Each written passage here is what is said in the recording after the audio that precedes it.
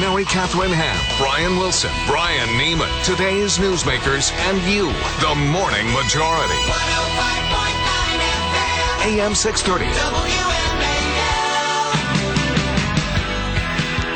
7:37 in the Morning Majority.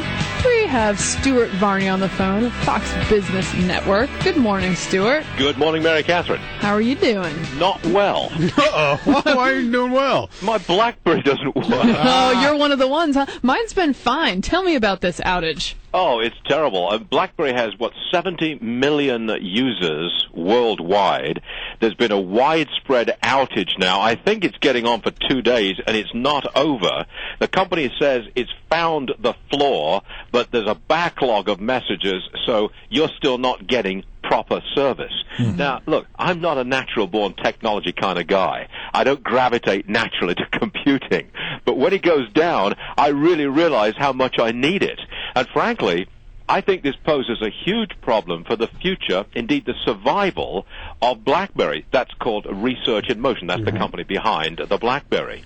Because there's an awful lot of people now saying, look, if you go down like this, you mess up my business big time. I'm thinking about getting an iPhone or a Droid. Yep. I'm thinking of going to that kind of mobile computing. I've thought that for some time. The Research in Motion was in a lot of trouble because most people use their BlackBerry for business purposes, and the iPhone and the Droid have been used for personal use. But now people are saying, hey, I can do just as much with my iPhone or with the Droid, even more so than what I can do with the BlackBerry, so why not just get that for the business as well? The one advantage of the BlackBerry is that I can walk along and text with one hand because it has a keyboard, and that I like. But this outage, I mean, I walked into our morning meeting this morning. We hold it every day at 6:50 a.m., and there's some really grim faces around the table because the loop has been broken. Nobody has information. I'll tell you. A quick question I want to ask you about a story that's been reported out of Chicago, an interview that was done by our sister station of Rahm Emanuel, where he talks about Solyndra and how it was all just an effort at venture capitalism. Take a listen to this, Stuart. It's not about warning signs, etc. We don't have a price on carbon. We don't have a renewable portfolio. So the United States government is left like started under George Bush, doing venture capital. And like venture capital, sometimes you're right, sometimes you're wrong, and that's unfortunate. And nobody takes losing money easy.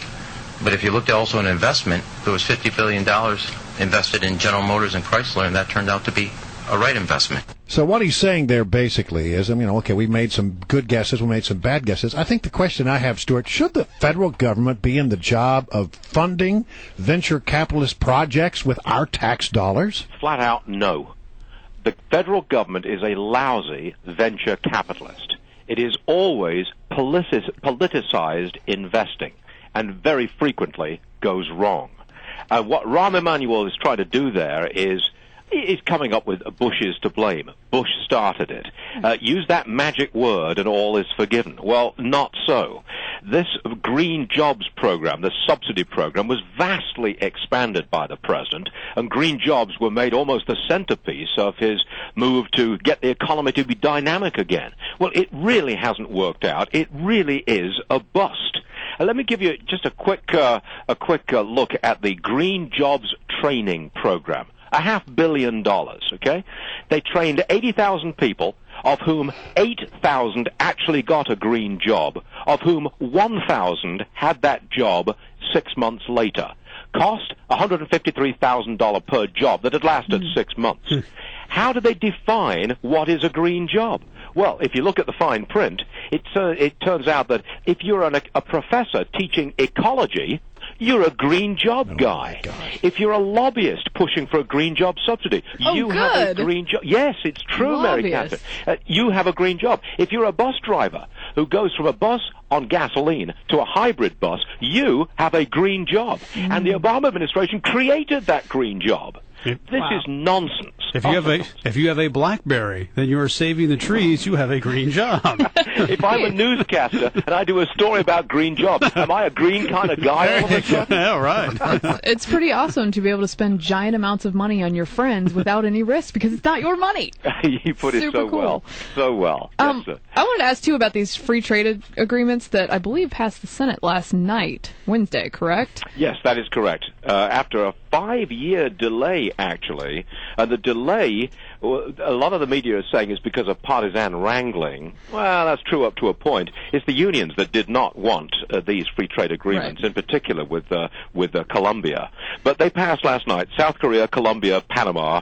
There is now going to be very soon a free trade agreement with those three countries, and it passed with bipartisan support in the Senate last night. I've heard critics from the union saying, hey, these free trades will actually take jobs away from Americans. Is there any truth to that whatsoever? Well, the unions do not like the free trade that we have in the world today. They think that they have lost American manufacturing jobs primarily to the likes of China. Well, there is some degree of truth in that, but it ignores the benefits of free trade, which is greater exports on our part and cheaper imports. Exports go up by $13 billion, they say. So we are told with these three free trade agreements, South Korea, Colombia, and Panama. Look, I'm just a free trade kind of guy. It's a global economy. Get out there and compete in it. That's what I'd like to do. And let the playing field be level by all means. Get rid of trade impediments, which a lot of Asian countries do indeed have against America. Get rid of them, but don't ever abandon the policy of free trade, which brings prosperity. Let me get this right, though. There were restrictions for American companies to do business in South Korea, Panama, and Colombia, but there weren't restrictions for businesses in South Korea, Panama, and Colombia to do business in the United States? That is correct.